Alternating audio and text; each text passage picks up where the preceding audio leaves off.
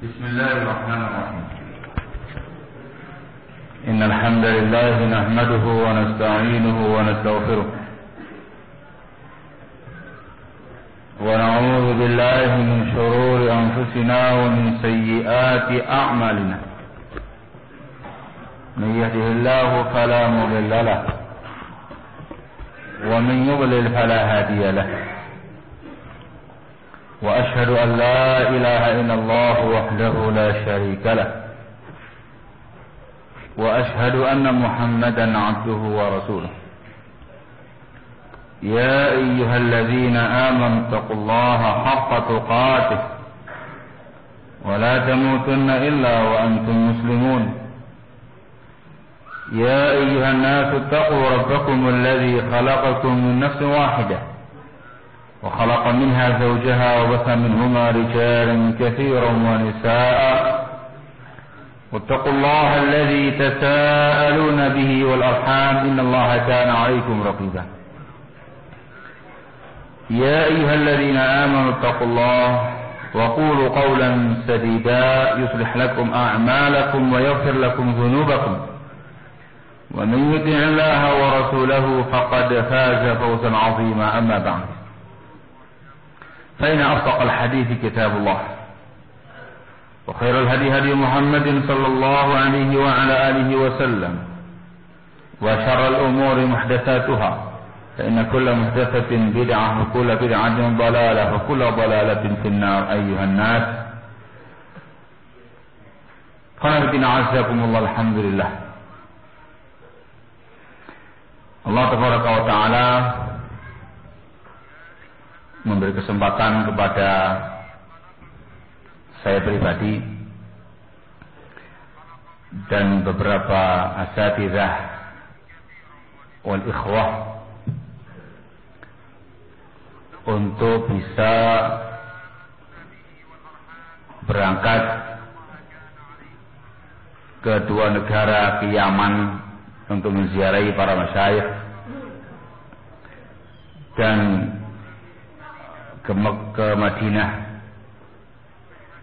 menziarahi para masyayikh, juga untuk ke Mekah umrah sekaligus menziarahi para masyayikh. Berangkat ke sana tidak ada tendensi apapun, tidak ada latar belakang apapun, murni ziarah, murni umrah. Ziarah bukan karena gejolak fitnah, umrah bukan karena gejolak fitnah. Sehingga berangkat tidak ada gelar-gelar ataupun label-label yang disematkan kepada teman-teman yang berangkat. Tidak ada istilah umrah tim 6, tidak ada istilah umrah tim 3, tidak ada istilah umrah tim A dan tim B. Betul-betul murni untuk ke sana. Alhamdulillah. Yang diberi kemudahan berangkat ke sana saya sendiri, Al-Ustaz Luqman Ta'atuh, Al-Ustaz Qamar Su'aidi, Al-Ustaz Askari Abu Karimah, Al-Ustaz Ahmad Khatim, Al-Ustaz Aslam Banjarmasin, dan segenap para ikhwah yang lain. Cukup banyak barakallahu fikum fawaid yang bisa kita ambil dari rihlah kita kemarin. Di antara fawaidnya ialah fawaid ilmiah yang kita dapatkan dari para masyayikh yang kita ziarahi, yang memungkinkan bagi saya untuk menyampaikan apa yang saya ingat dari fawaid ilmiah tersebut. Yang kali pertama kita ziarahi ialah Syekh Abu Nasr Muhammad ibn Abdullah Al-Imam hafizahullah ta'ala wa ra'ah di markis beliau Ma'bar. Alhamdulillah bertemu dengan beliau, disambut oleh beliau di maktabah beliau. Barakallahu fikum. Di antara fawaid ilmiah yang kita dapatkan dari beliau, pertanyaan salah seorang ustaz, ma mauqifuna minal mukhalifin minas sufiyah wa ghairihim. Bagaimana sikap kita ya Syekh dalam menghadapi orang-orang yang menyelisihi prinsip ini, baik dari kalangan sufiyah ataupun dari kalangan selain mereka. Di antara jawaban yang disampaikan oleh Syekhul Imam, beliau menjelaskan pentingnya memperhatikan kaidah i'tibarul masalih wal mafasid. Pentingnya memperhatikan maslahat dan kemadaratan di dalam mensikapi para mukhalifin, dalam mensikapi orang-orang yang menyelisihi prinsip dakwah yang mulia ini. Sehingga tergantung kondisi. Satu kondisi memungkinkan bagi kita untuk menerangkan kepada umat tentang al-mukhalifun, orang-orang yang menyelisih, menerangkan kepada umat tentang kelompoknya, sektenya. Di sisi yang lainnya, tidak memungkinkan bagi kita untuk berbuat demikian, sehingga cukup diingkari perkara batilnya dengan tanpa menyebut tokoh dan sektenya. Ringkas jawab beliau, i'tibarul masalih wal mafasid, dalam mensikapi al-mukhalif. Barakallahu fikum. Ini diantara yang diutarakan kepada beliau. Masalah-masalah yang lainnya lebih banyak berbicara tentang masalah umrah, perkara ahkam, hukum-hukum yang berkaitan dengan masalah umrah. Sampaikan juga, oke ya? Hah? Apa? Kan cuplikan aja ya? Barakallahu fikum. Karena kita ketika itu masih diaman, belum mengerjakan umrah, sehingga pertanyaan seputar masalah umrah, masalah ihram, masalah apa namanya pakaian wanita dan segala macam dalam ihramnya dan segala macamnya, itu apa namanya ditanyakan juga. Di antara faedah ilmiah yang kita dapatkan tatkala kita majlis khusus dengan beliau di ruangan khusus beliau di samping maktabah beliau, tamam, kita dipanggil di situ, maka kita kepingin jasa khasah yang masuk hanya para asatidzah ketika itu dan sebagian kecil ikhwan yang ada di Ma'bar. Barakallahu fikum. Faedah dalam mensikapi fitan, dalam mensikapi al-fitan. Beliau memberikan faedah barakallahu fikum ketika itu. Yang namanya fitan katsirah, sangat banyak. Dan beliau mengatakan kami sudah kenyang dengan yang namanya fitnah. Sudah kami rasakan, sudah kami ketahui dengan panjang masalah fitnah ini. Sudah mujarabah ya kan, kajarab dan fitan, kata beliau. Maka dalam mensikapi fitan-fitan yang banyak ini, beliau mengatakan bil makna nuhamishuha. Makna nuhamishuha ya kan, kita jadikan sebagai hamish. Yang namanya hamish itu footnote, maknanya sampingan saja. Al-fitan barakallahu fikum, kata beliau, kalau kita urusi, kalau kita ladeni, maka yang muncul hakaza ya ikhwan. Ini dengan tangannya begini, yang terjadi ialah hakaza. Ini keributan, apa namanya, perseteruan, dan segala macamnya itu. Maka setelah kita teliti, setelah kita resapi yang namanya fitan yang banyak ini, barakallahu fikum, beliau disebutkan di antaranya fitannya Abdul Hasan, dan juga beliau menyebutkan di antaranya yang sekarang ini, barakallahu fikum. Maka nuhamishuha, kita bikin tahmish, sampingan saja. Dakwah terus berjalan, taklif terus berjalan, daris terus berjalan, markis terus berjalan, hakata nuhamishuha. Ini faedah penting dari beliau, hafizahullah ta'ala wa ringkasnya, sibuk ngurusi fitnah. Ij'aluha hamishan. Barakallahu. Juga faedah lain yang mungkin perlu dan dibutuhkan oleh para penerbit. Karena di sini banyak penerbit ini ya. Penerbit yang tarjamah dan segala macamnya ya.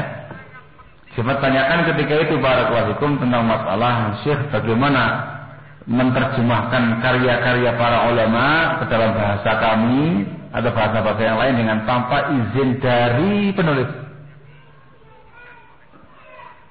Paham ya? Beliau pribadi menyatakan selama muallifnya masih hidup dan antum mampu untuk menghubungi beliaunya, maka harus minta izin. Harus minta izin kata beliau. Selama muallif terkadang dia yahdif, membuang sesuatu dari karyanya, au yazid, menambahi, au yudhif, mengasih idhafah dan segala macamnya. Qad la yarda. Terkadang dia mungkin tidak riba dengan karya tadi yang baru muncul tadi itu. Perlu dia resisten segala macamnya, harus minta izin. Harus minta izin dari sang muallif selama masih hidup. Sekalian masuk. Syekh, kalau kita mumpung di sini minta izin sama antum untuk menerjemahkan karya-karya antum. Antum harus tahu kalau satu ustaz kita yang ada ketika itu juga punya penerbitan. Iya. Iya. Hanya belum memberikan persyaratan. Persyaratan para konstitusi. Syarat yang pertama untuk bisa menerjemahkan karya-karya saya dan mungkin yang lainnya. Syarat yang pertama, ini punya keahlian dalam bidang ini.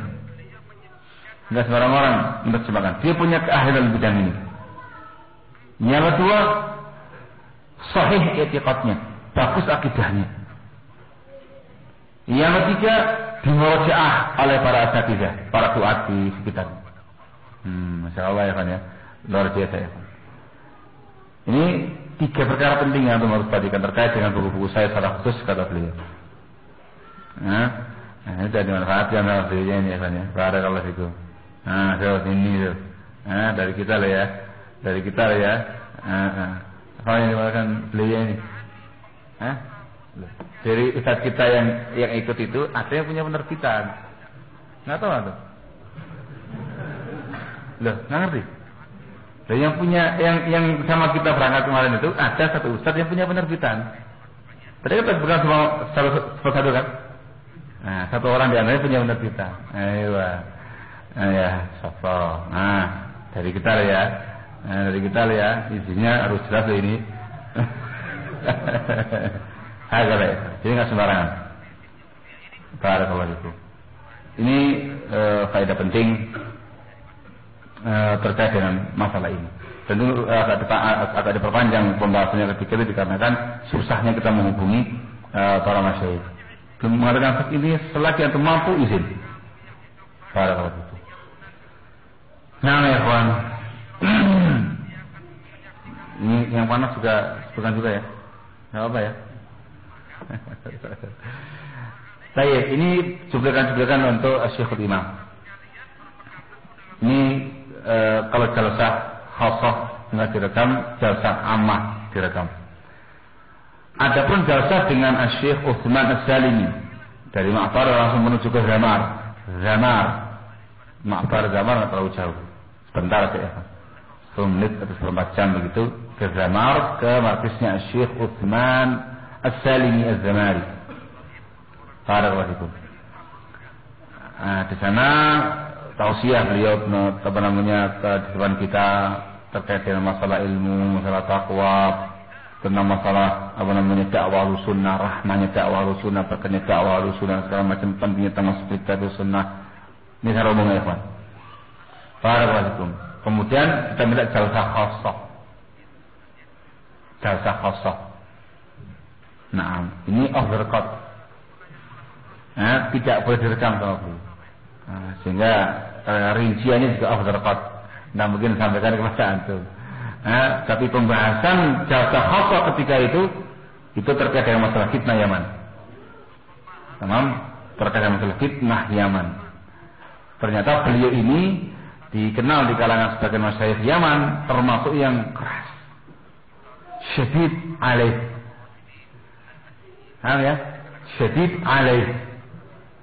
Alaman ya Pak? Ya bahasanya dia kan, bahasanya agak vulgar atau agak aneh ya. Nah. Jadi ternyata beliau cukup keras, termasuk terbilang yang cukup keras di dalam mengcounter dan mensikapi yang banyak mengirimkan mazamah dan segala macamnya dari Yaman itu ya Pak. Barakallahu fikum. Ya. Syekhuna. Barakallahu fikum. Syadid ala syekhina. Barakallahu fikum. Kencang beliau ya Pak. Sehingga kita melaporkan kepada beliau sekian banyak kejadian yang ada di Indonesia segala macamnya itu tambahi sama beliau. Tambahi lagi yang ada di sana, komplit sudah.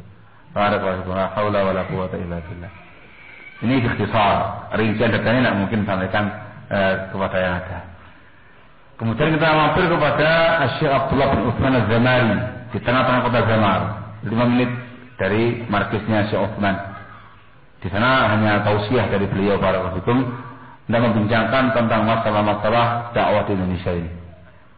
Dengan tausiahnya banyak, masalah ilmu, masalah takwa, termasuk sunnah, relatif mirip-mirip tausiah yang disampaikan oleh para masyayikh kepada kita secara umum. Ini juga direkam. Ini di emperan masjidnya beliau. Rumah beliau ada masjid di emperannya. Barakallahu. Nah, kemudian kita terbang menuju ke Aden, ke Fiyus. Markis Ahli Sunnah wal Jamaah di Fiyus, Aden. Sampai ke sana masjid terjadi. Masjid yang besar, katanya lebarnya 100 kali berapa gitu ya Pak. Barakallahu. Sangat lebar. Karpetnya warna hijau. Tapi kok gak kayak antum karpetnya. Karpetnya tebal, empuk, warna hijau. Barakallahu. Yang namanya kipas angin itu di setiap tempat full kipas angin. Memang sudut tembok-tembok melingkar itu AC yang gede-gede. Enggak yang kecil, yang gede-gede. Masya Allah. Talabah semakin banyak. Kalau benar maghrib isya itu sudah separuh masjid. Separuh masjid ya kan. Barakallahu. Sampai ke sana. Juga ada jalsah khassah dengan Syekh Abdurrahman Al-Adani, hafizahullah taala wa ra'ah. Nah, di sini pertanyaannya banyak masalah ahkam. Wa subhanallah, tidak satu kalimat pun menyinggung tentang masalah fitnah. Wah, beliau tidak satu kalimat pun membuka pembicaraan masalah fitnah. Subhanallah. Faedah penting yang saya resapi dari situ, para hukum, memang para masyaikhuna itu hukama, orang itu hakim, bijak para hukum. Tidak doyan fitnah. Sebagai PO, mestinya kan kesempatan ini ketemu dengan orang Indonesia dikasih ini tanda. Walau satu kalimat pun beliau mengucapkan yang terkait dengan masalah fitnah, wala membuka kesempatan pintu untuk bicara masalah fitnah. Para masyaikhuna, para ulama, hukama, hakim ya ikhwan. Barakallahu. Nah, pertanyaan pertama diulang untuk Syekh Abdurrahman. Ma mauqifuna minal mukhalif?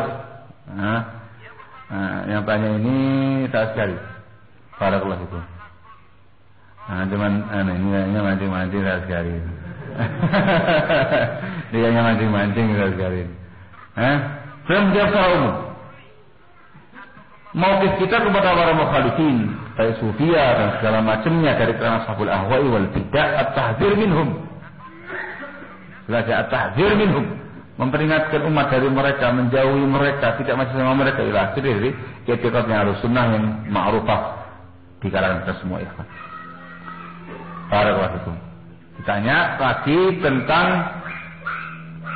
saat tadi membahasakan susah ketika itu, beliau hendak bertanya tentang masalah hipnotis. Hipnotis ya, ikhwan. Kalau beliau ngasih gambaran begitu, saya bingung. Kenapa hal ini?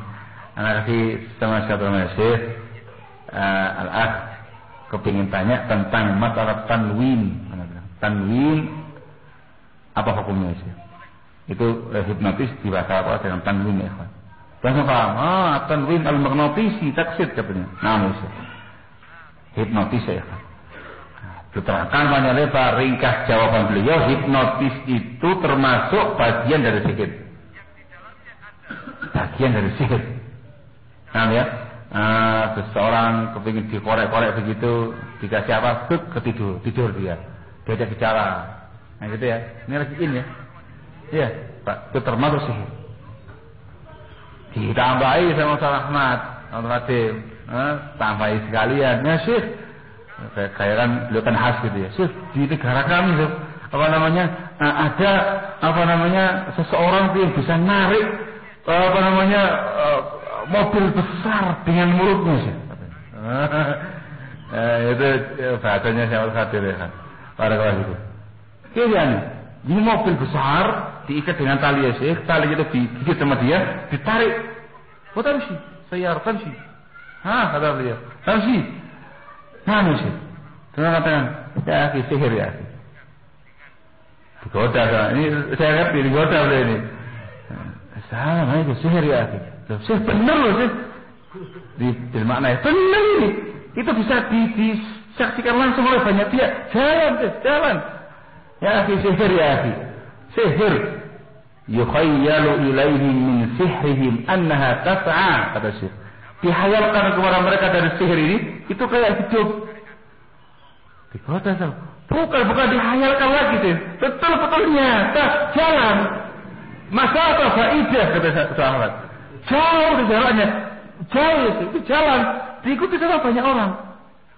Ya kira tusabtikum, kata ya kira tusabtikum, jangan percaya sama mereka. Ini hadis apa gitu? Digoda ya kira tusabtikum, kata ketawa ketika itu. Tusabtikum, jangan percaya sama mereka. Jangan sama mereka. Ada ini balik, ma'hum jinnya sih kan? Ayo bila syak ma'hum jin. Ada jinnya itu, tidak mungkin dia, tidak mungkin. Ini supaya gayung aja pembicaranya itu. Kalau itu. Nah, jangan percaya. Itu sihir. Itu jinnya para kawan itu. Sampai sama beliau tentang masalah yang nusuk dengan benda saja dan segala macamnya. Semuanya termasuk daripada buruk sihir. Bagian-bagian daripada sihir para kawan itu. Nah, tanya lagi Ustaz Ahmad ini dengan gaya khasnya itu ya. Menanyakan tentang sesuatu, beliaunya bahasanya asik ya Pak. Terus saya paham. Ya Syekh, walad, ini lahu alatan ya Syekh. Tahu aja ya. Ada seorang sih punya dua alat, alat kelamin. Belum diteruskan, saya bilang, khulsa muskil yang dimaksud, khulsa muskil yang dimaksud katanya. Belum sadar Ahmad ini meneruskan lagi. Huwa khunsa muskil kata Syekh Terawat. Tahu khunsa muskil? Itu istilah fikihnya kan. Khunsa muskil. Dari saya sarah ini. Salahnya apa tadi? Dia punya dua alat tadi. Dia punya dua alat, tidak jelas alat yang mana. Entah dia laki atau perempuan. Atau satu alat tapi tidak jelas. Laki atau perempuan. Kata Syekh, khalas. Itu khunsa muskil. Belum menerangkan di zaman sekarang ini barakallahu fikum. Dengan teknologi medis di zaman sekarang ini, mungkin kita bisa mengatakan tidak ada kasus khunsa muskil. Tidak ada kasus khunsa muskil. Begitu ada bayi lahir, ada dua alat atau ada satu alat tapi sudah dideteksi dengan pandangan mata biasa, langsung lari ke medis, ada pengobatan, ada jalan keluarnya, langsung diketahui laki atau perempuan. Kalau di zaman sekarang hampir dikatakan tidak ada kasus khunsa muskil, kata beliau. Jadi mau menanyakan panjang bagaimana hukum ini segala macam, tidak ada kita. Betul sama saja. Tidak ada khunsa muskil zaman sekarang ini. dengan teknologi medis yang canggih sekarang. Nah, itu semakin bahaya yang bertanya. Semuanya masalah akal ya Pak. Masalah akal. Saya tanya lagi. Saya terus terang pendengar setia gitu. Karena saya kali pertama ke sana, kali pertama ke Ma'far, kali pertama ke Zama, ke Aten itu semuanya kali pertama semua ya Pak. Sehingga saya kepingin meresapi dulu. Melihat bagaimana para masyayikh kita itu ya Pak. Kalau ya ta'alamun bil asilah, kalau saya ta'alam bihadihim wa samtihim. Barakallahu fikum. Tanya lagi. Pak sekali, Syekh, imra'ah, salah perempuan ya Pak. Imra'ah apa namanya? Ahadu sadyiha ini maktu' ya Syekh. Paham ya? Salah satu dari dua bayi saya terputus. Dikarenakan ada saratan atau apa, kanker dan macam yang ini diputus. Soal ya Syekh, hal yujuz yani sinaat tadi ya intinya paham Syekh, apakah boleh bikin payudara yang palsu, operasi plastik dengan silikon dan segala macamnya itu?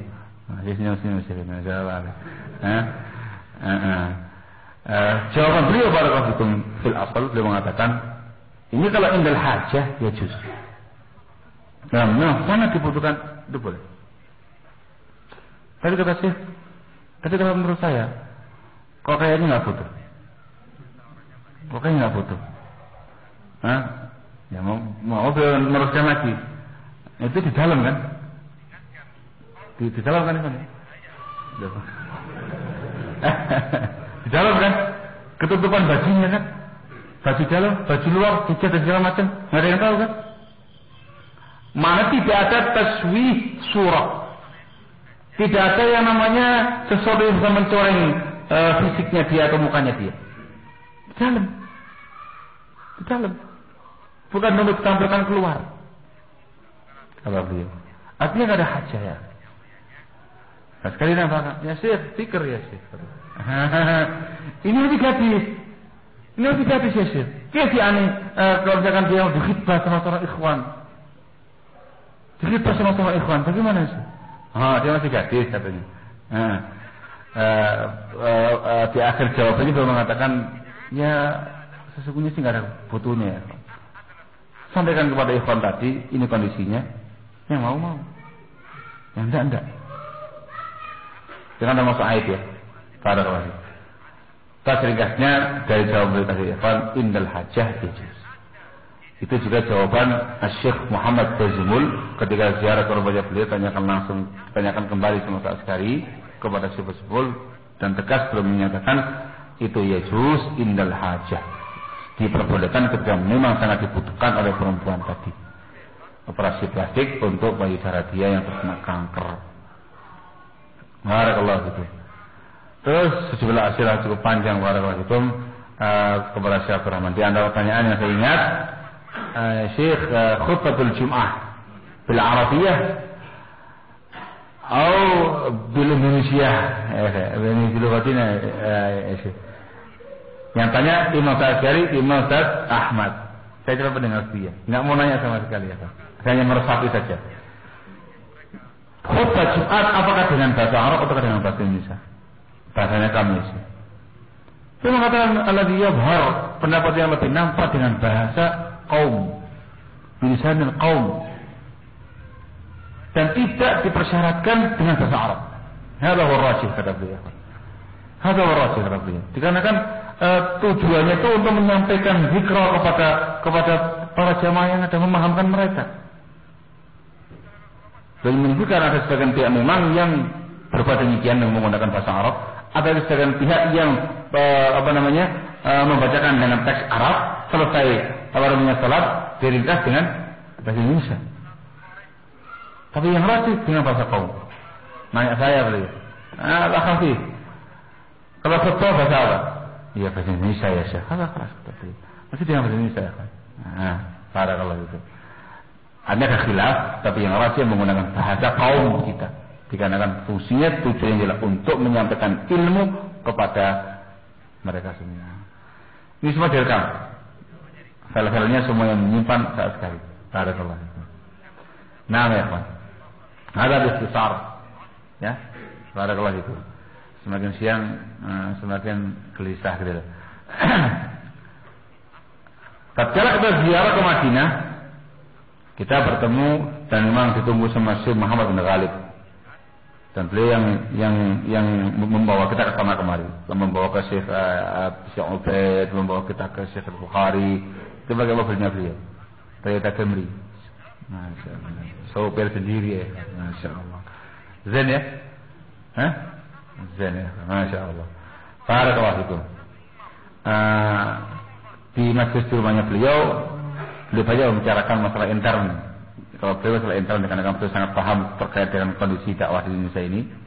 Fulan wa alan sangat intern, belum menyampaikan beberapa hal kepada kita semua. Tapi satu faedah yang beliau angkat yang sangat penting untuk disampaikan para hukum ialah terkait dengan masalah adabus soal. Adab dalam bertanya. Beliau mengatakan di antara adab dalam pertanyaan para hukum, tamam, ayaku antakuna al-mas'alah yakuna soal khalian anil hukum. Pertanyaan yang kamu ajukan itu harus bersih dari hukum. Artinya kalau kamu bertanya, jangan menggunakan bahasa pertanyaan yang di situ sudah ada hukumnya. Kamu tanyakan secara global tapi jelas. Nanti biar Syekh yang memberikan jawaban-jawaban dengan komplit, dengan tafsil, dengan ringkas. Bagaimana yang dibawa sama Syekh? Kalau anda bertanya sama seorang Syekh, ya Syekh ada orang begini, dia jahat. Cara gitu ya. Apa hukumnya? Namanya di situ kamu sudah menghukum itu seorang jahat. Kamu kepingin menanyakan sama Syekh apakah dia jahat atau tidak. Tapi kamu mengatakan dia orang jahat. Namanya bagi. Sebenarnya ada bersoal. Ya, ada muhimnya Pak. Kalau tanya itu saya ojo giring. Apa adanya kamu tanyakan, nanti dijawab sama Syekh sesuai dengan keadaan yang ada. Selebihnya kalau sama Syekh bin Ghalib ini betul-betul intern para duat, para kelasiku, yang mungkin sampaikan di depan umum. Ketika kita ziarah ke temannya Syekh Ubaid al-Jabiri, di situ askilahnya kencang, direkam, izin Syekh direkam. Barakallahu. Pertanyaan di rumahnya Syekh Ubaid al-Jabiri itu pertanyaan seputar tentang masalah Jum'iyah Ihya'ud Turaf al-Kuwaitiyah. Panjang lebar beliau berbicara. Inti jawaban beliau hadhihi Jum'iyah hizbiyah la salafiyah. Jum'iyah hizbiyah bukan Jum'iyah salafiyah. Tamam? Tanya sama beliau, kifal qaimin 'alaiha. Orang-orang yang jadi pengurus-pengurusnya itu.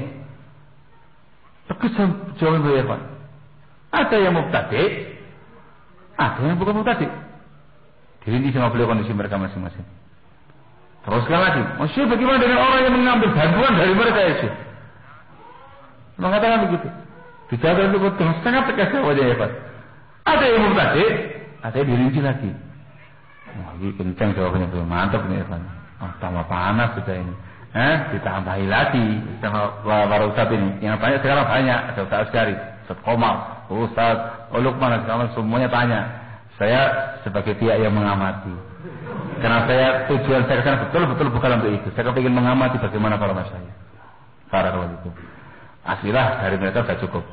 Barakallahu fikum. Tanya, ya Syekh, hal fi Syam ulama? Hal di Syam ulama? Apakah di Syam sekarang ada ulama? Tahu Syam ya? Masya Allah. Saya mengatakan, ma fi ulama di Syam. Tidak ada ulama sekarang di Syam. Haulai imma mubtadi'ah, wa imma mughridin, wa imma juhal. Bagaimana yang saya dengar yang terakhir ya Pak? Yang pertama sangat jelas. Mereka ini kalau bukan bergalutin, ya orang yang punya misi atau orang jahil. Tidak ada ulama di Syam kata beliau. Jangan bilang. Wah ini ya Pak ya. Nah, Komar tanya, saya ingat itu Komar yang tanya, ya Syekh, hal min usuli ahli sunnah at-tamayyuz? Apakah termasuk prinsipnya ahli sunnah harus tamayyuz, membedakan diri antara sunni dan hizbi? Tamayyuz ya ikhwan. Cuma mengatakan, nah bila syak, At-tamayyuz min usuli ahli sunnah. Yang tamayyuz termasuk prinsipnya ahli sunnah. Tidak mungkin dekat dengan hizbiyin. Prinsipnya ahli sunnah itu tahdzir min hizbiyin, mentahdir umat dari hizbiyin, tidak boleh maju sama mereka, harus menjauh dari mereka dan segala macamnya itu. Nah, itu direkam resmi. Ganteng ya kan ya? Ada kelas itu. Sebenarnya filenya yang memegang saja. Karena dari semua yang ditaruh itu yang paling bagusnya beliau. Bebe ya Pak. Kita bawa kayak gini gak enak ya Pak. Kelasnya lain suaranya kemercek-kemercek begitu. Beliau naruhnya bebe. Kena ya. Hasilnya keren begitu luar biasa. Ini kelebihannya beliau ya Pak. Tahu itu ya? Oh, paham sekalian, Masya Allah ya Pak. Anak baru ngerti kemarin. Bibinya, saya punya anak namanya dipanggil Bibi gitu. Anak itu anak saya. Apa Bibi itu? Bibi ya BlackBerry. Oh, maklum lah, kita kan pegangannya kan kelasnya beda gitu. Tidak ada kelas itu. Ini Syekh Ubaid.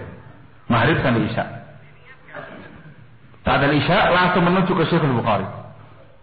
Nah, di majelisnya beliau ini bukan semata-mata jum'iyah turut lagi yang dibahas ini. Ini orang-orangnya. Sebut apa? Ya, sebutkan Ustaz. Ya Ustaz. Tahu saya. Nah di sini, wah, sama Syekh Bukhari.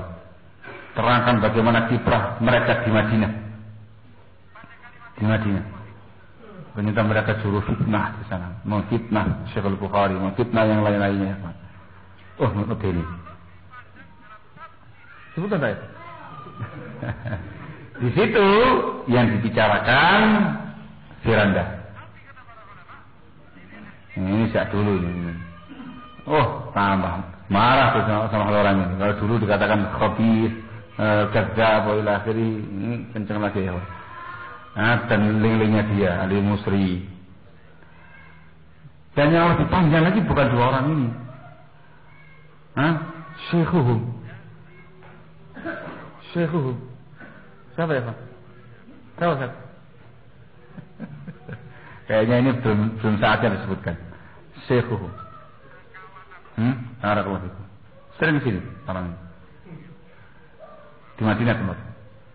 Syekh. Wah, dihabis-habiskan. Di antara perkara yang beliau angkat di samping terkait dengan Jum'iyah Turab, yang beliau singgung terkait dengan Syekhuhum hada, terkait dengan kaidah yang dimunculkan oleh Syekhuhum terkait dengan hajar. Memboikot seseorang. Syekhuhum ini termasuk seseorang yang punya taqid, punya kaidah, tamam, isqatul hajar. Menggugurkan prinsip al-hajar ketika tidak membawa sebuah kemaslahatan. Ketika al-hajar, pemboikotan kepada seorang mubtadi tidak lagi bermanfaat, maka gugur. Harus kembali kepada prinsip taklid. Dia punya malzamah dulu, sebarkan. Tamam, nasihat untuk ahli sunnah. Tamam. Itu kata Syekh, malzamah ini dikasihkan sama saya. Ketika datang, saya kasih komentar, taklik. Ditunjukkan sama beliau bukunya. Ini malzamah. Macam lembar telepon. Ini takliknya saya, samping. Ini ta'liqat wa mulaqabat alaih, terus begini hakata. Wahidin. Ini sama kemarin menggembulkan tentang masalah kaidah hajar ini, luar biasa. Isqatul hajar, menggugurkan prinsip hajar ketika nggak lagi bermanfaat. Itu ditaklik sama Syekh Bukhari. Barakallahu fikum. Nah, saya sudah menasihati dia berkali-kali. Nah, Syekhuhum hada terkait dengan masalah ini. Saya tahu. Sampai sekarang, itu yang sangat tinggi. Sampai sekarang, ini masalah dicetak, kata beliau. Tunjukkan langsung buku aslinya. Nih bukunya. Dicetak. Nah. Tidak rujuk satu huruf pun daripadanya. Plak persis. Ada apa itu? Maksudnya tinggi beliau kan ya dalam masalah ini. Sangat tinggi. Ketika rombongannya Firanda dan teman-temannya ke situ juga dikasih sama Syekh. Dia toh sampai gitu-gitukan sama Syekh itu, mereka ngakui. Tapi begitu keluar kembali lagi. Maka dikatakan ada khafi fil akhir, marah betul sama itu. Bikin fitnah lagi. Karena kita yang disebarkan di sana, katanya Syekh Al-Bukhari ini menyebarkan bantahan kepada mazhabnya Syekhum hadza yang tadi itu. Sehingga menggelisahkan begitu. Padahal sudah katakan saya wallah wala kalimah wala saya sebarkan. Masih nih punya saya ini. Sejarahnya tatkala beliau digunjing dan segala macam tidak berkomentar. Lalu mengatakan wallahi ya ikhwan ahmaltuhum wala ubali bihim. Aku enggak peduli sama mereka. Enggak saya kebas mereka itu. Dan saya lagi sibuk, enggak ngurusi mereka. Nah, sikap ihmal itu bikin mereka itu kebakaran jenggot. Bikin segala macam fitnah dan segala macamnya, di antaranya bikin fitnah. Syekh Bukhari menyebarkan bantahan. Perhatikan, sejarahnya ternyata orang-orang khusus yang di sekitar Syekhum hadza itu gelisah gitu loh dengan tata cara dia ini, menyombongkan dirinya dengan gelarnya dan segala macamnya, menyebarkan isu dan segala macam kayak gini terkait dengan Syekh Bukhari secara khusus. Orang-orang khawas tadi berkunjung ke Syekh Bukhari ke rumahnya, dia mengatakan, "Hina, di sini," mereka datang ke sini. Kepada saya membicarakan tentang masalah yang tadi. Dia mengatakan, saya punya ta'liqat, saya punya mulahadhat. Nih, bacaan. Lalu di akhir majelis mereka ini minta izin untuk pinjam menelaah mulahadhatnya Syekh Al-Bukhari kepada Syekhum hadza. Tafadhal, silakan. Sekitar beberapa hari sepekan dikembalikan lagi. Masih seperti itu ya. Nah, ini yang kemudian diisukan oleh mereka dengan santer. Syekh Al-Bukhari sudah mengeluarkan bantahan. Wala harf, wala kalimah, wala waraqah ila akhirih. Terus menerangkan kepada kita ketika itu bahwa mereka itu hakal. Ashabul fitan, ashabul fawdha, bikin isu, dusta sama orang lain dan segala macamnya. Begitu semakin santer gerakannya Syekh Rumhara, khawatnya ini semakin paham. Lalu kami yang kesana, kami yang membaca mulahadhatnya Syekh, kami yang pinjam, kami yang kembalikan, tidak ada sedikitpun yang dikeluarkan. Kenapa ya Pak? Ini dusta ini. Bubar kata itu orang khawasnya. Bubar semua. Yang dulunya sama dia, lari semuanya. Dalam majlis dicari. Kok nggak ada? Telepon satu-satu. Ya fulan, aina anta? Ya fulan, aina anta? Ya fulan, aina anta? Ya Allah, tarik sekarang. Ya Allah, gitu. Minggat. Allah Ta'ala. Dengan gaya semacam itu barakallahu, akhirnya banyak umat terus di Madinah barakallahu yang kemudian tidak suka sama Syekhum hadza, ditinggal. Hanya orang yang maftunin, al-maghrurin dalam masalah ini yang masih dekat dengan beliau ini, terutama Fironda dan konco-konco ini. Barakallahu. Antum paham terkait dengan masalah isqatul hajirin? Paham tak ini? Mereka punya kaidah barakallahu. Hajar itu kata mereka, sebagaimana katakan para ulama, itu kan disyariatkan dengan dua maksud. Ya. Yang pertama untuk menyelamatkan akidah kaum muslimin. Yang kedua untuk menghukum ahli bid'ahnya. Mereka mengatakan kalau maksud ini tidak tercapai, gugur hajar. Langsung taklif. Harus dengan prinsip ta'liful qulub, harus lemah lembut kepada mereka. Enggak boleh kamu tahzir dan kamu hajar. Ini yang dibantah sama Syekh Bukhari, barakallahu. Waktu beliau ke sini sempat masih di sini. Atau ada saja ketika dia di tempatnya Bapak Pak Hen di rumah beliau terakhir Syekh Bukhari, awal datang majelis itu menyanyikan masalah ini. Dan beliau punya bukunya. Ta'ammulat bil Hajar. Ringkasnya barakallahu fikum, ini faedah muhim dalam babul Hajar. Nah, ini penambahan dari saya, cuman ringkasan dari Syekh Al-Bukhari. Hajar itu pemboikotan kepada hizbi, kepada ashabul ahwai wal bidah, punya dua maslahat. Ada maslahah khassah, ada maslahah ammah. Perlu kita baik-baik. Maslahat khusus, maslahat yang khusus untuk pribadi orang yang menghajar, yang memboikot. yaitu dia bertaqarrub kepada Allah, beribadah kepada Allah dengan menerapkan prinsip hajar. Ini syar'i ya ikhwan. Termasuk ingkarul munkar, termasuk tahdzir. Itu khusus untuk orang yang tadi. Dia beribadah dengan menerapkan prinsip hajar. Yang kedua, maslahat umum. Yang dua tadi, untuk menyelamatkan muslimin dari pemikiran ahli bidah tersebut atau untuk menghukum pelaku bidah tadi. Beliau mengatakan ya ikhwan, kalau maslahat yang umum tidak tercapai, bukan berarti gugur. Masih ada maslahat khusus untuk masing-masing pelaku hajar untuk beribadah kepada Allah dengan menerapkan prinsip hajar ini. Dia menerapkan yang namanya hajar itu 3 tingkatan. Sebagaimana ingkarul munkar. Ada hajar bil fi'il, hajar bil lisan, bil qaul, ada hajar bil qalb. Memboikot dengan perbuatan kita atau dengan lesan ucapan kita atau dengan hati kita. Kalau mungkin dengan semuanya, dengan semuanya. Kalau nggak semuanya, salah satunya. Bil fi'il sanggup bil fi'il. Nggak sanggup dengan qaul. Nggak sanggup minimal dengan hati. Wa dzalika adhaful iman. Dan tidak mungkin kata beliau pemboikotan kepada ahli bid'ah itu gugur dengan hati. Tidak mungkin. Kalau dengan perbuatan mungkin antum susah, dengan ucapan mungkin antum tidak bisa. Tapi dengan hati, tidak ada yang memaksa. Yang namanya hajar kata beliau ada kulli, ada juz'i. Ini penting ya kawan, ini qawaid dari beliau ya kawan. Wah ini semuanya diambil dari hadis ingkarul munkar. Man ra'a minkum munkaran falyughayyirhu bi yadihi ila akhirih. Dan juga dari asar salaf. Hajar ada yang kulli, ada yang juz'i. Hajar kulli total. Dengan semua bentuk-bentuk pemboikotan. Yang kedua hajar juz'i, parsial, dengan sebagian bentuk-bentuk pemboikotan. Kalau memungkinkan total. Kamu boikot itu secara total. Ada di Jogja, kamu lari ke tempat yang lain. Itu total.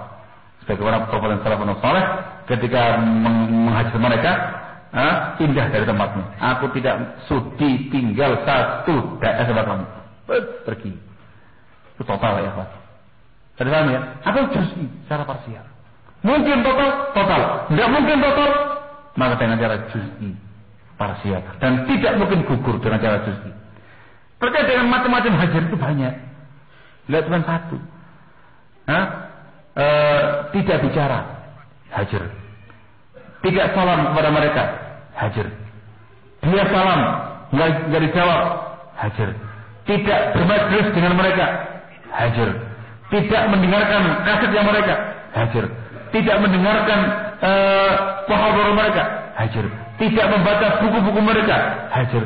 Tidak mendengarkan CD mereka, hajar. Sakit nggak dijenguk, hajar. Mati nggak disalatkan, nggak ikut disemayamkan, dikuburkan, hajar.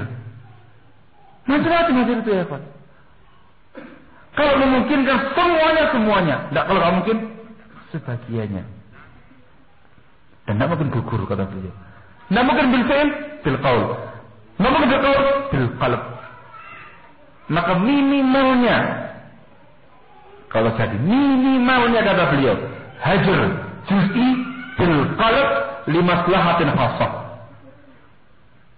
Pemboikotan yang parsial, beberapa poin saja, itu pun mungkin dengan hati kamu, bukan dengan qaul, bukan dengan fi'il, itu pun untuk kemaslahatan pribadi kamu beribadah kepada Allah dengan menerapkan prinsip al-hajar. Dan ternyata kenyataan zaman sekarang ini barakatuh nggak gugur. Banyak ahli bid'ah di tengah-tengah kita. Orang tak? Kamu tidak ke sana, itu hajar. Mereka mengadakan kajian, kamu nggak ke sana, itu hajar. Mereka sakit, sehingga kamu jenguk, itu hajar. Mereka mati, tidak kamu sholatkan, itu hajar. Tidak kamu antar, itu hajar. Ketemu sama mereka, langsung kamu melengos, itu hajar. Nah gitu ya. Iya Pak. Iya aneh. Atau lari. Itu hajar. Nah gitu ya. Itu namanya hajar ya Pak. Mungkin bagi Anda untuk menerapkannya. Barakallahu itu. Mungkin bagi Anda untuk menerapkannya. Bahkan mungkin total pun juga bisa. Sini Jogja ini banyak tokoh-tokoh hizbinya ini. Jangan Jogja, saya tak pindah aja kemana gitu. Ya udah, itu terserah dia sih. Hanya mampu dan nggak ada masalah apa-apa. Barakallahu fikum. Ringkasnya barakallahu fikum, prinsip al-hajr itu tidak mungkin gugur abadan. Dan dalam penerapannya kadang hajar, kadang taklif. Kadang hajar, kadang taklif.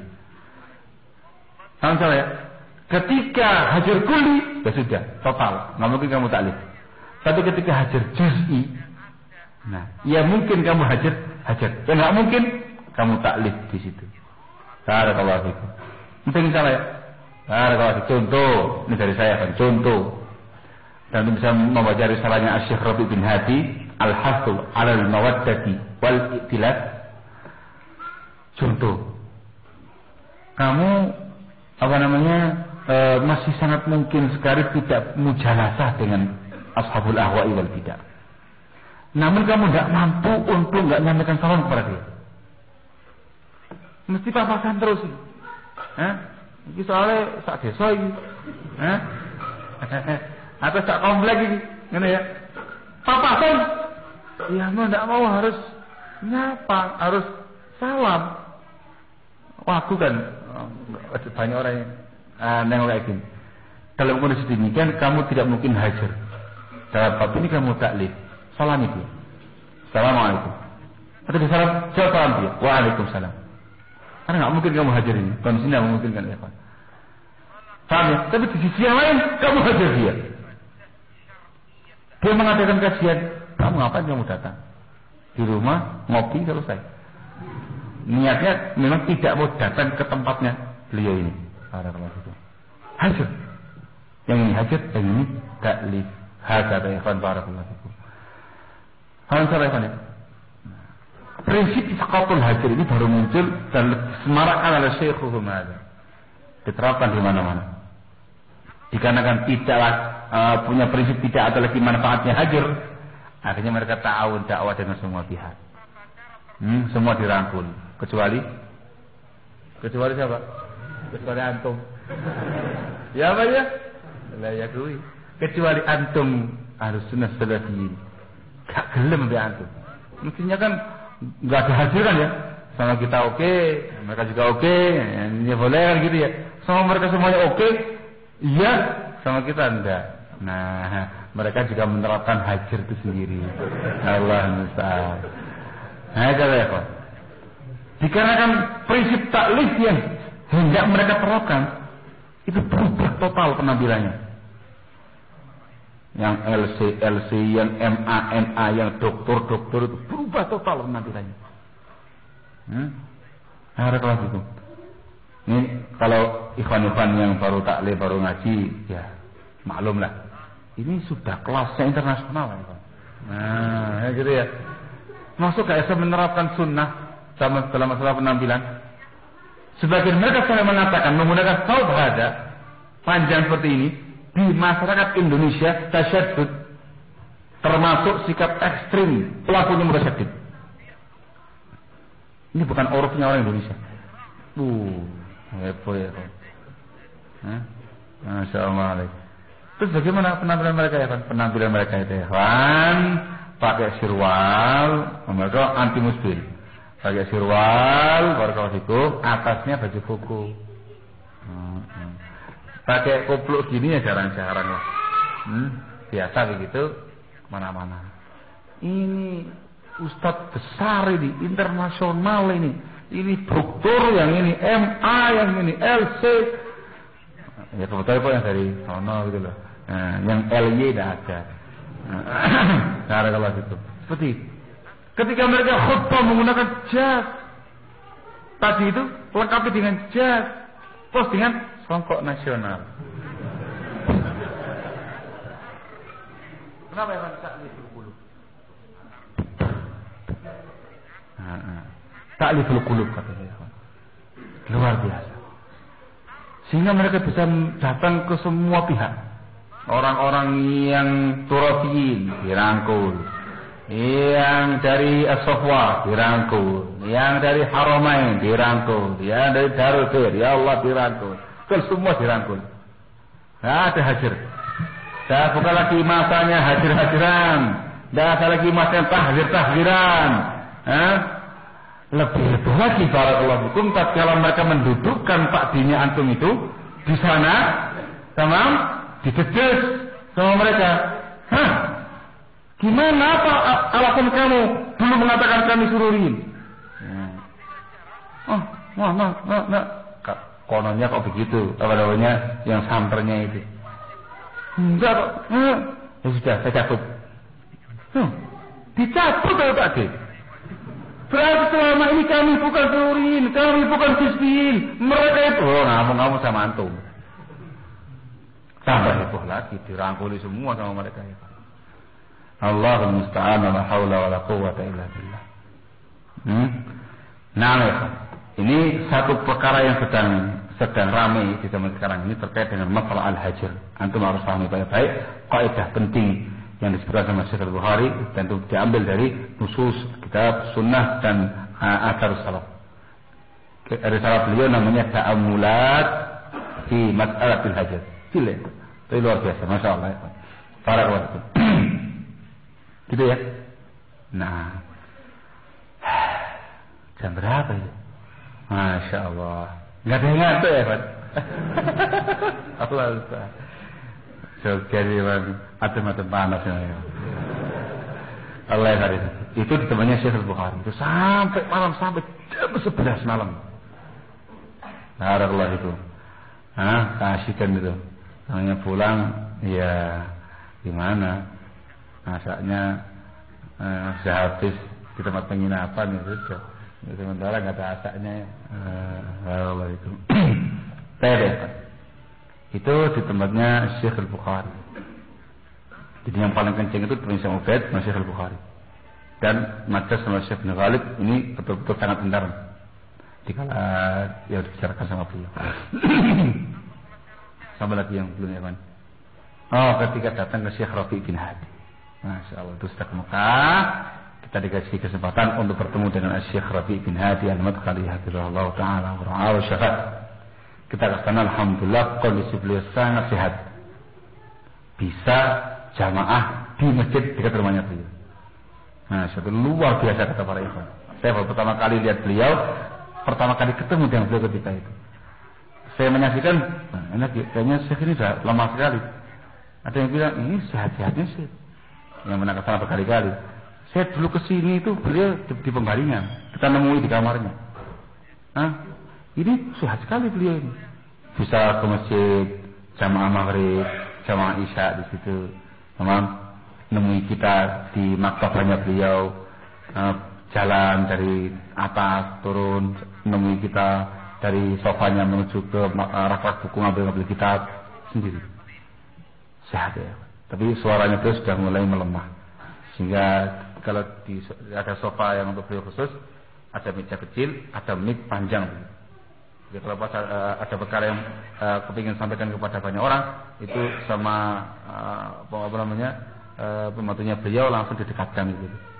Itu pun sudah nggak begitu jelas. Pada pas itu. Pas di situ ada Mustafa Mubrom. Nabi itu. Ada Arafat. Ada Ahmad bin Yahya Zahrani di situ. Kumpul ya kan. Ada beberapa Khalidiyin. Ketika ada majelis datang murid-muridnya Syekh Ahmad An-Najmi. Masya Allah. Ramai. Sangat ramai ya kan. Kalau kita ikhwan pada pengen ikut semua. Enggak cuma ustadznya tahu semua pengen ikut ya kan. Ramai ya kan. Luar biasa. Nah di situ diminta maju salah seorang di antara kita. Pak Lukman maju. Langsung duduk persis di sebelah kanannya Syekh. Ini Pak Lukman, ini Syekh. Sebelah sini Mustafa Mubrom atau Arafat. Mustafa Mubrom, Ahmad Zahrani, Arafat. Kita sebelah kanannya. Barakallahu. Yang kali pertama ditanyakan sama Syekh Rafi bin Hadi, coba ya Pak. Yang kali pertama ditanyakan itu ialah tentang Syekh hukum. Tentang Ja'far al-Muttalib. Ja'far al-Muttalib. Itu kita dengar ya Pak. Siapa?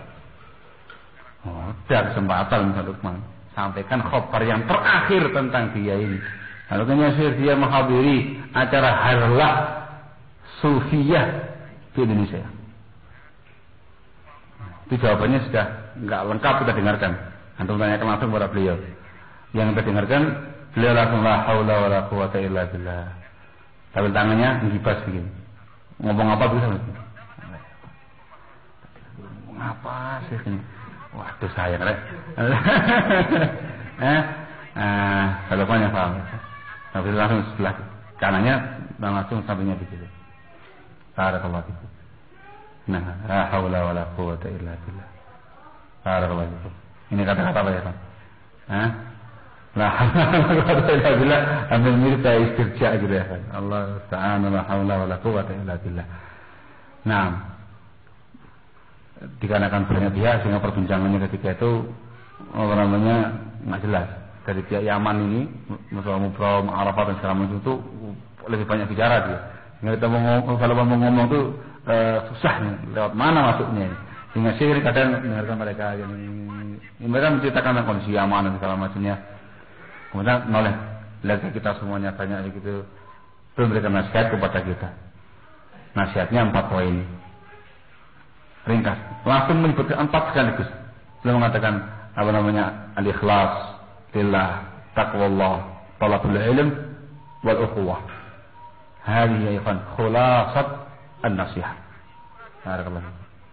Itu langsung didekatkan mic-nya kepada kita sehingga sangat jelas omongannya beliau ketika itu. Barakallahu fikum. Ini nasihat dari Syekh Rabi bin Hadi. Adapun yang tadi itu keterusan jawabannya Syekh tadi ini apa ini tanyakan langsung kepada beliau. Saya nggak boleh dong menyampaikan di sini, saya nggak dengar. Ya, ada kelas itu.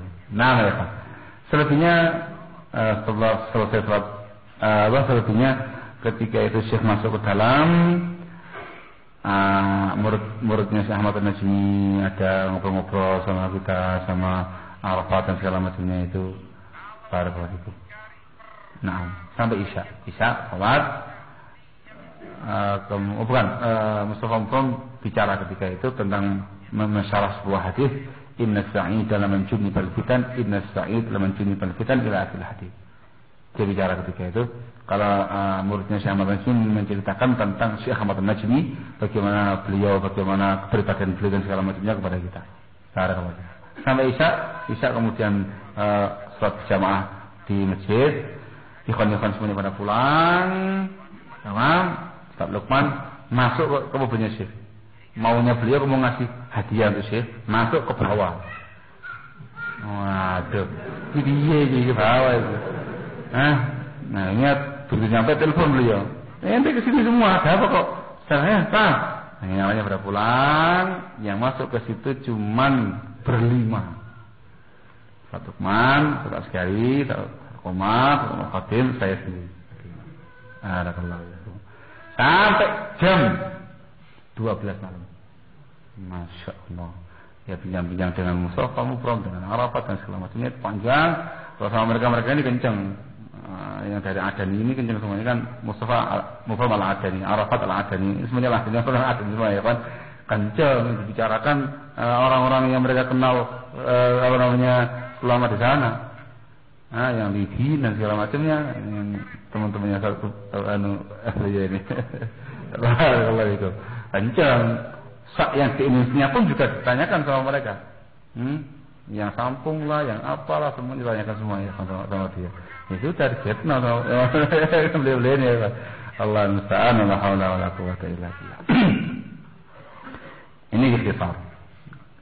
Selebihnya beliau masuk, kita berbincang sama mereka-mereka ini.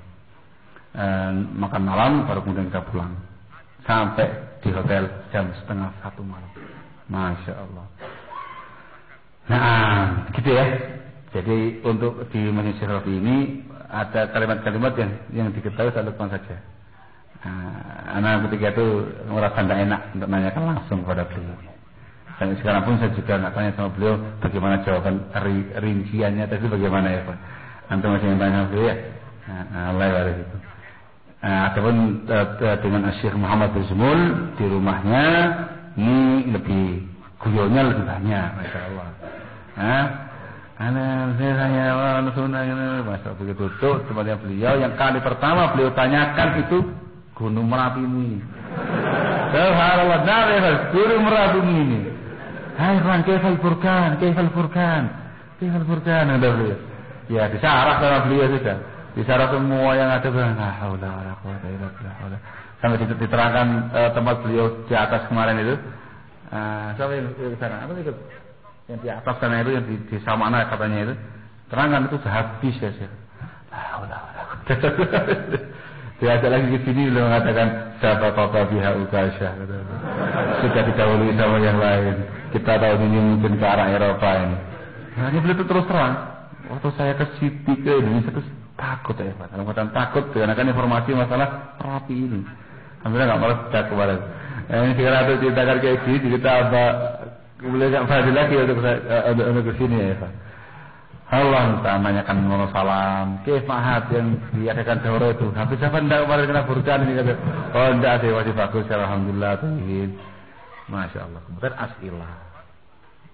Pertanyaan-pertanyaan disampaikan kurang lebih sama dengan pertanyaan disampaikan kepada Syekh Abdul Rahman. Karena juru pertanyaan saat kari ya kan. Nah, ada penambahan-penambahan terkait dengan masalah mustalah, terkait dengan masalah rijal, terkait dengan hadis dan segala macamnya. Ini mungkin tidak usah sampaikan ya. Barakallahu fikum. Sudah setengah 2 ini. Ini baru cuplikan dari mereka. Antum belum mendengarkan dari saya pesan dan kesan yang saya rasakan selama ini. Tidak perlu ya? Masya Allah. Ringkas saja ya kan. Ini karena saya nggak punya target apapun ketika ziarah masyayikh itu, nggak punya tendensi apapun, dan memang saya ingin mengamati para masyayikh. Tamam. Yang pertama yang saya amati dari mereka semua para hukum ialah mereka tuh hukama. Ini betul-betul menghujam di hati saya. Orang yang sangat arif, sangat bijak. Tamam, sangat arif, sangat bijak. Terutama Masyayikhul Yaman terkait dengan fitnah Yaman. Tidak ada seorang pun dari mereka yang membuka pembicaraan masalah fitnah. Barakallahu fikum. Syekh Utsman baca jalsah khosal kita yang memulai bicara beliau. Itu pun officer kata beliau.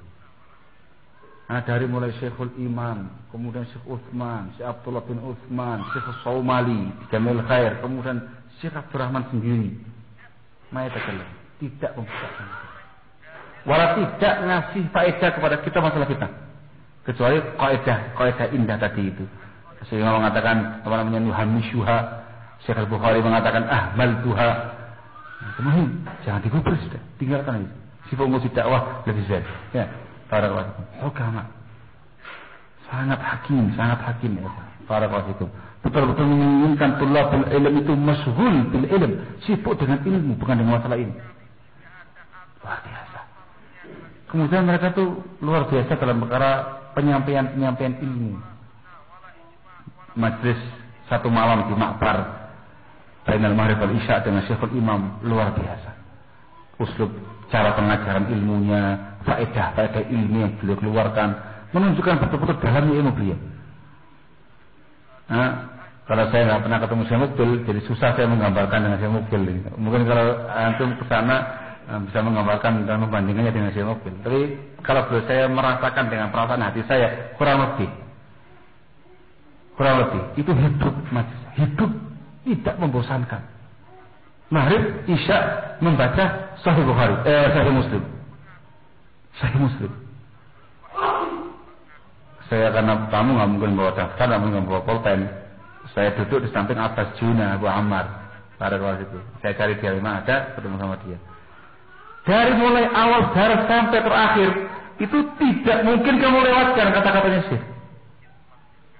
Fawaid, syarah hadis, kemudian masalah yang diungkapkan sama beliau. Pembahasan ketika itu tentang masalah hadis keutamaan Khadijah radhiyallahu ta'ala. Dibahas panjang sama beliau, subhanallah, muqaranah antara Khadijah dan Aisyah, Khadijah dengan Fatimah, Khadijah dengan Zainab, Khadijah dengan beberapa yang ada itu. Kalau Khadijah dengan Aisyah, ma'ruf. Kita tahu itu.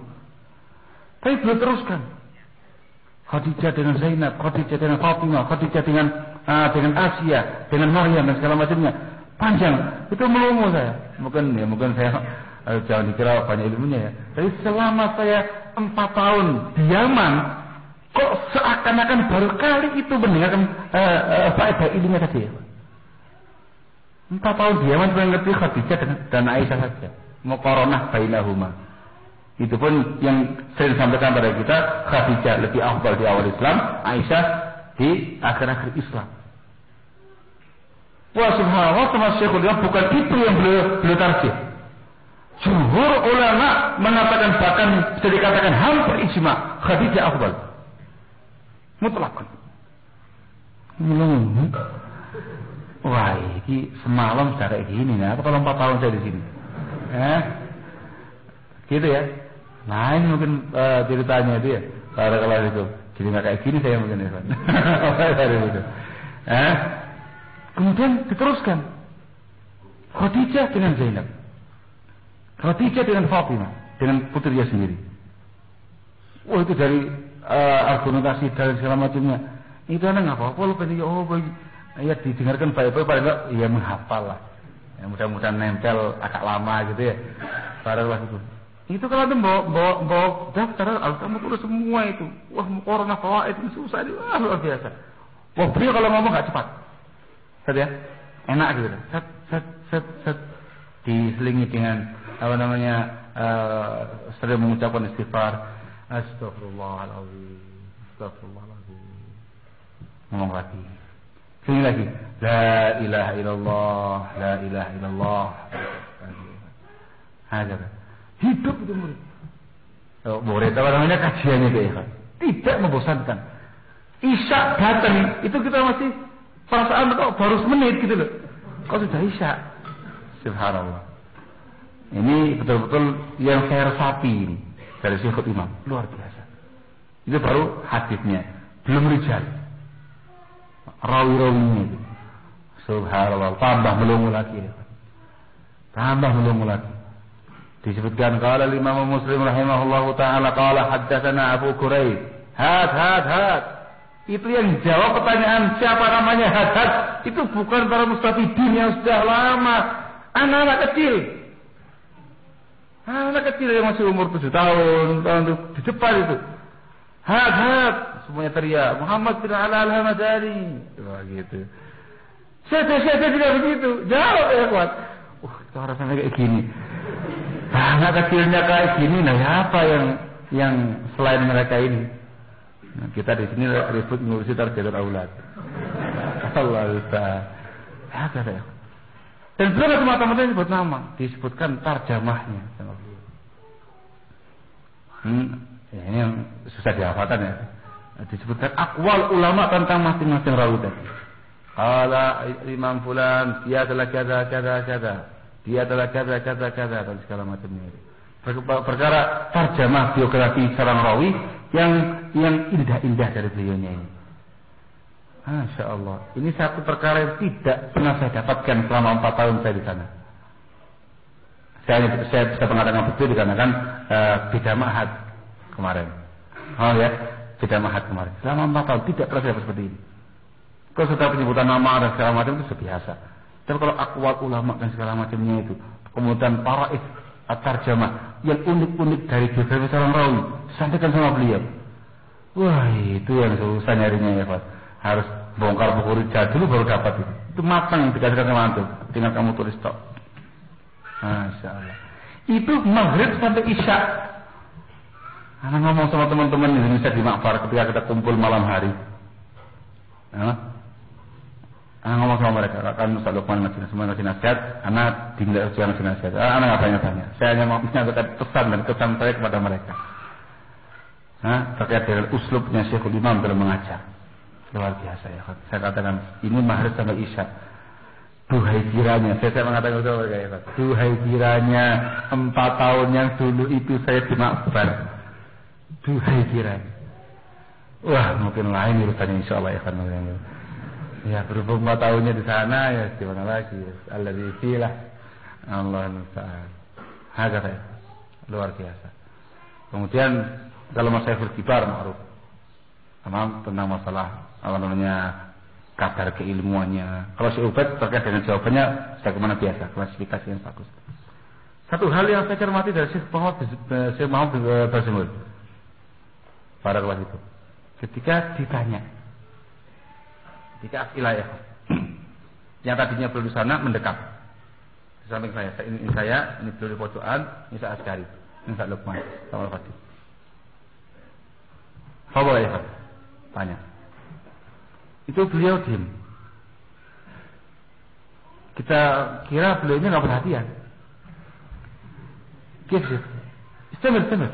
Anak asma. Saya dengar.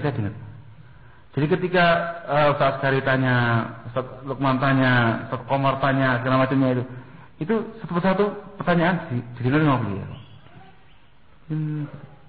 Selesai pertanyaan, baru begini. Mulai alhamdulillah gini dijawab rinci, detail, gampang, luar biasa. Satu hal yang jarang saya jumpai di kalangan para masyayikh ketika mereka ditanya. Jadi mendengarkan betul supaya ini yang saya resapi, supaya tasawur masalahnya lengkap. Jadi nggak irtijali, gitu enggak. Diresapi sama beliau, diresapi, diam ya. Itu kan senang guyon kalau di sini ya. Soal sama saya itu ketika asada, diam. Seperti itu, luar biasa. Tapi ketika menjawab, semuanya kena.